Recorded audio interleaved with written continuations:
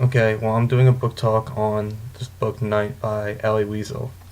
Um, a friend recommended it to me, and I got it from the library. I needed a short book that I could get through in these last weeks, and I decided to read it because I knew it was about the Holocaust, and I enjoy books about the Holocaust, reading about it and finding out as much as I can because it was an awful time period for the Jewish people, and you kind of want to get that like never forget mentality.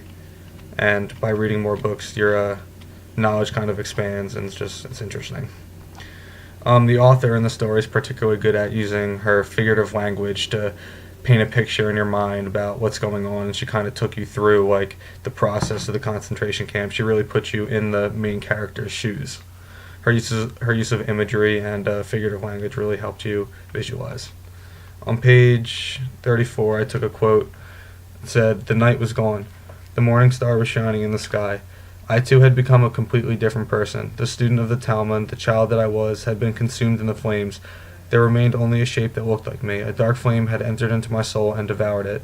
This part was when Eliza and his dad, who's the main character in the book, walked into the concentration camp and looked below them at the pit of fire where dead bodies were being burned. And when they saw that, it says here, "There remained only a shape that looked like me. A dark flame had entered into my soul and devoured it." So he's kind of saying you have to like look below the surface, and it says that like he died on the inside kind of when he saw these dead bodies, and the flames killed him even though he was still alive on the outside, which I thought really was deep and stood out to me.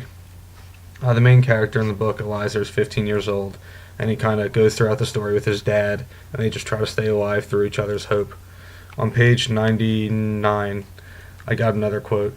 "I held onto my father's hand, the old familiar fear not to lose him. Right next to us, the high chimney of the crematory oven rose up. It no longer made any impression on us. It scarcely attracted our attention." And this quote drew me because throughout the story, the kid and the father kind of were the only hope for each other, and they wanted to keep each other alive. And that's when he said, "I held onto my father's hand, the old familiar fear not to lose him." And then the next part about the chimney of the crematory, like this is towards the end of the story, so they kind of drew like an ignorance towards like another crematory, which is like something that if a normal person saw, they'd be like shocked. But they've seen so many of them and so many deaths that they kind of viewed it like it was like second nature to them because they've seen it so much, which really stood out to me, and it was really disturbing. Um, yeah, so out of 5 stars, I'd give this book 5. It was really good, and I would recommend it to anybody.